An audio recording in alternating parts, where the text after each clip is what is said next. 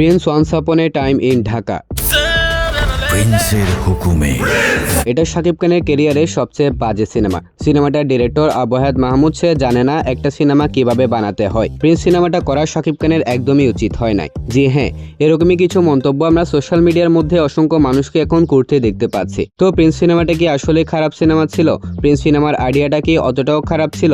উত্তরটা হচ্ছে না। প্রিন্স ওভারঅল সব দিক থেকে বরবাদ এন্ড তাণ্ডব এই সিনেমাগুলো থেকেও প্রপার প্ল্যানিং এর একটা প্রজেক্ট ছিল, কিন্তু কিভাবে এটা বেটার ছিল আজকের ভিডিওতে আমরা এই ব্যাপারটা নিয়ে কথা বলবো। তো আজকের ভিডিওটা অনেক বেশি ইন্টারেস্টিং হবে, তাই শেষ পর্যন্ত অবশ্যই দেখবেন। এই ভিডিও দেখার পর হয়তো আমার মতো আপনাদের চিন্তা ভাবনাও বদলে যেতে পারে। তো চলুন ভিডিও শুরু করি। তো Prince once upon a time in Dhaka এটা বেসিক্যালি 90 দশকের একটা ঘটনা যা আমরা সিনেমার মধ্যেই দেখতে পেয়েছি। তো অনেকের একটা কমন মন্তব্য দেখতে পাচ্ছি, তারা বলছে প্রিন্স সিনেমার গল্প একদমই ভালো হয়নি। তো যারা এই কথাটা বলছে তারা অবশ্যই ঠিক বলছে, ভুল কিছু বলে নাই। তো দেখুন, গত কয়েকদিন আগে একটা ব্যাপার অনেক বেশি ভাইরাল হয়, যেখানে প্রিন্স সিনেমার রাইটার একজন সাকিবিয়ানকে বলছে আমরা অত খারাপ গল্প লিখি না ভাই। তিনি আরো বলেন পরিচালক 22টা দৃশ্য শুট করতে পারেনি, সিনেমাটার মধ্যে হিরোর ছোটবেলার গল্প করতে পারে নাই, অর্থাৎ হিরোর ছোটবেলার গল্প সিনেমাটায় প্রেজেন্ট করতে পারে নাই। তো প্রিন্স সিনেমার রাইটারের সাথে এই কনভারসেশনগুলো যে ব্যক্তির সাথে হয়, তিনি সোশ্যাল মিডিয়াতে নিজেই এই ব্যাপারে বলেছেন। তিনি প্রিন্স সিনেমার যে স্টোরিটা পড়েছেন রাইটারের কাছ থেকে, এটা এক কথায় মারাত্মক হয়েছে, কিন্তু যে স্টোরিটা তিনি পড়েছেন সেটা সিনেমার মধ্যে ওইভাবে করে ফুটিয়ে তোলা হয়নি। গল্পের যে গভীরতা সেটা সিনেমার মধ্যে প্রেজেন্ট ছিল না। তাছাড়া আপনি নিজেই চিন্তা করে দেখেন, শাকিব খান বর্তমানে গল্প সিলেকশনের ব্যাপারে অনেক বেশি সেন্সিটিভ এন্ড সিরিয়াস। তাহলে আপনি কিভাবে ভাবলেন যে শাকিব খান একটা থার্ড ক্লাস গল্প সিলেক্ট করবে? আসলে প্রিন্স সিনেমার গল্প খাতায় কলমে ঠিক ছিল, কিন্তু বড় পর্দায় সেটাকে ফুটিয়ে তোলা হয়নি। এর পিছনে একমাত্র কারণ সময়। আসলে প্রিন্স সিনেমার গল্প খাতায় কলমে যেরকম রয়েছে সেরকম ভাবে যদি এটাকে প্রেজেন্ট করতে হয়, তাহলে মিনিমাম পরিচালকের 4 থেকে 5 মাস সময়ের প্রয়োজন হবে, যে সময়টা তিনি পান না। আমি একটু আগেই বলেছি সিনেমাটার 22টা দৃশ্য শুট করা হয়নি, তাহলে তো বুঝতে পারছেন সময় কত বেশি কম ছিল তাদের কাছে। প্রায় 1 মাস লেট করে সিনেমাটার শুটিং শুরু করা হয়েছে। মূলত এই কারণে সময়ের যে প্যারা এটা তাদের খেতে হয়েছে। অন্যদিকে প্রিন্স সিনেমার পরিচালক শুরু থেকে বলে আসছিলেন তারা এই সিনেমাটাকে লার্জ স্কেলে বিশাল বাজেটে নির্মাণ করার প্ল্যানিং করেছেন। হ্যাঁ, পরিচালক হাই বাড়ানোর জন্য এই কথাগুলো বলেন নাই। প্রিন্স আসলে বিগ ক্যানভাসে নির্মাণ করার প্ল্যানিং ছিল তাদের, কিন্তু বিগ ক্যানভাসের যে অ্যারেঞ্জমেন্ট এটা বাংলাদেশ আর ভারতের মধ্যে যে সমস্যাটা হয়েছিল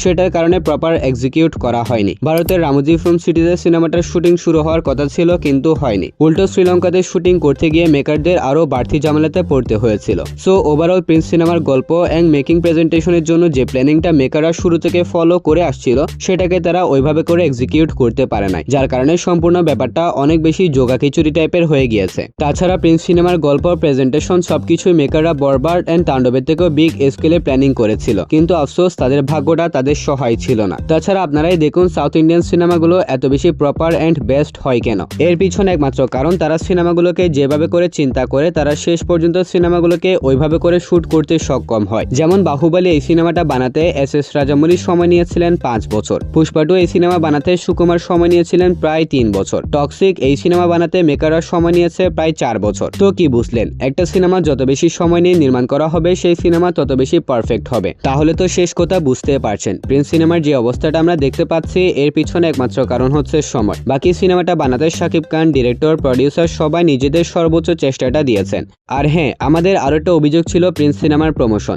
প্রিন্স সিনেমার শুটিং শুরু হওয়ার আগে এই সিনেমার মধ্যে স্টার কাস্টে কারা কারা যোগ হচ্ছেন, টেকনিশিয়ান সাইডে কাদেরকে নেওয়া হচ্ছে, এই সমস্ত আপডেটগুলো কিন্তু প্রোডাকশন হাউস থেকে আমাদেরকে সঠিক সময়ে দিয়ে দেওয়া হয়েছিল, কিন্তু আমরা টিজার ট্রেলার গানগুলোর সময় মতো পাইনি। তো ভাই দেখুন, তারা শুটিংটাই সঠিক সময়ে শেষ করতে পারেনি, তাহলে তারা কিভাবে আমাদেরকে আগে টিজার ট্রেলার গানগুলা দিবে বলেন? প্রিন্স সিনেমার শুটিং শেষ করা হয়েছে সিনেমা রিলিজের 3 দিন আগে। তো আমরা যে টিজারটা পেয়েছি এটাই অনেক। এখন আপনারা ভাবেন না যে এই ভিডিও বানাতে আমাকে কেউ টাকা দিয়েছে, ওরকম কোনো কিছু না। আসলে যেটা সত্যি সেটাকে সত্যি বলতেই হবে, তা না হলে আপনারা নিজেরাই দেখেন। কয়েকদিন আগে আমি একটা ভিডিওতে প্রিন্স সিনেমা নিয়ে অনেক বেশি নেগেটিভ রিভিউ দিয়েছিলাম, কিন্তু রাইটারের এই পোস্টটা দেখার পর আমার ধারণা বদলে গিয়েছে। পরিচালক আবু হায়াত মাহমুদ তিনি অত্যন্ত বিশ্বনারী একজন ডিরেক্টর। তাছাড়া ক্রিয়েটিভ ল্যান্ড প্রোডাকশন ওনারাও আশা করছি ভবিষ্যতে আমাদেরকে ভালো কিছু কাজ উপহার দিতে পারবেন। আমি আপনাদেরকে আরো একটা এক্সাম্পল দিই। ধরেন যে আপনি অনেক বড় করে একটা অনুষ্ঠান করবেন, কিন্তু সময়ের অভাবে সেই অনুষ্ঠানটা অত বড় করে করতে পারেন নাই, তাহলে কি ব্যাপারটা আপনার কাছে সুন্দর লাগবে?